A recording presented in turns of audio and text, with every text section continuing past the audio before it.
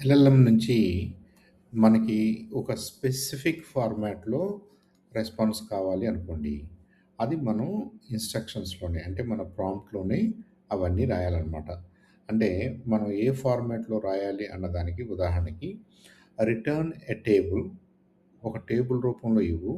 దాంట్లో కాలమ్స్ ఉంటాయి. ఆ కాలమ్స్‌లో ఫస్ట్ కాలమ్ స్టెప్ అని, రెండో కాలమ్ ఓనర్ అని, మూడో కాలమ్ టూల్ అని, నాలుగో కాలమ్ టైమ్ అని, ఐదో కాలమ్ రిస్క్ అని.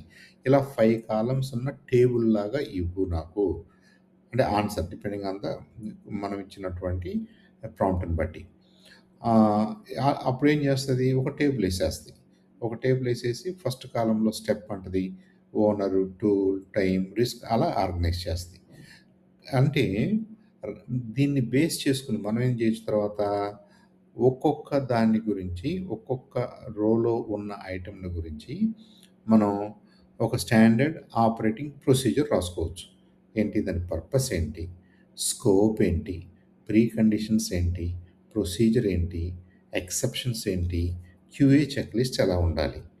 అంటే ఏంటనమాట, మనం ఒక డాక్యుమెంట్ రాయాలి అని అనుకున్నప్పుడు, ఒక స్టాండర్డ్ ఆపరేటింగ్ ప్రొసీజర్‌ని డెవలప్ చేయాలనుకున్నప్పుడు, మనం ఏం ఎక్స్‌పెక్ట్ చేస్తున్నాము ఎల్ఎల్ఎం నుండి?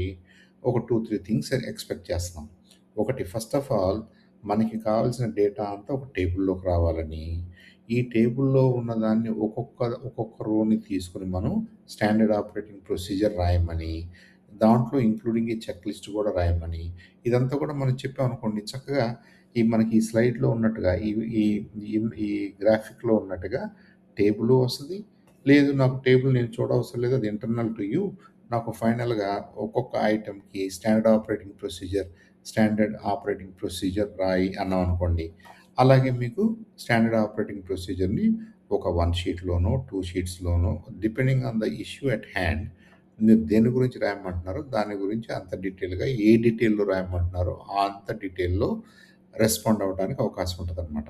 సో, ఎల్ఎల్ఎమ్స్‌ని మనం ah, whatever answers, whatever responses we seek from LMs from LLMs, we can also specify in what shape and form the response should be.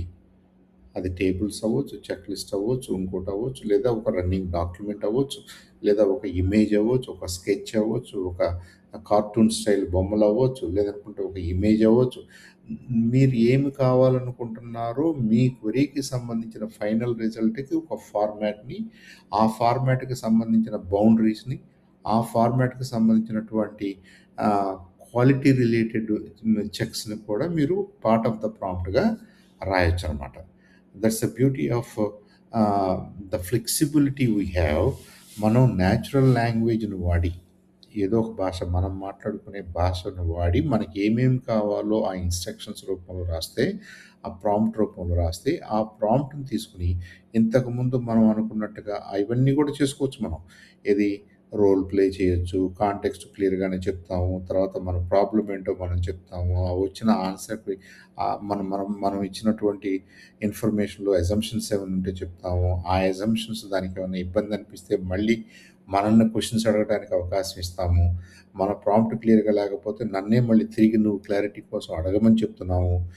ఇలా అంతా చేసుకుంటూ మనం ఫైనల్‌గా నాకు రావాల్సిన ఫార్మాట్ అనే లైన్ దగ్గరకొచ్చినప్పుడు we can specify the format to be ఒక వర్డ్ డాక్యుమెంట్ లాగానా, ఒక స్ప్రెడ్ షీట్ లాగానా, ఒక ఇమేజ్ లాగానా, ఒక ఇన్ఫోగ్రాఫిక్ లాగానా, ఆహ్, ఎలా కావాలంటే అలా. లేదు ఒక స్టాండర్డ్ ఆపరేటింగ్ ప్రొసీజర్స్ మనమే ఒక శాంపుల్ ఇవ్వచ్చు. ఒక షీట్ ఇవ్వచ్చు. ఈ షీట్ లాగా నాకు ఒక్కొక్క ఐటెమ్ గురించి అంటే మనం రాసే లిస్ట్‌ని బట్టి, మన ప్రాంప్ట్‌ని బట్టి, మన సబ్జెక్ట్ అట్ హ్యాండ్, మన మన whatever is the goal we have, దాన్ని బట్టి మనం సప్లై చేసిన టెక్స్ట్ ఆర్ డేటాని బట్టి ఇవన్నీ ఆధారపడి ఉంటాయి. కానీ మనం ఇక్కడ మాట్లాడుకుంటుంది జనరల్‌గా what can we do? How can we do?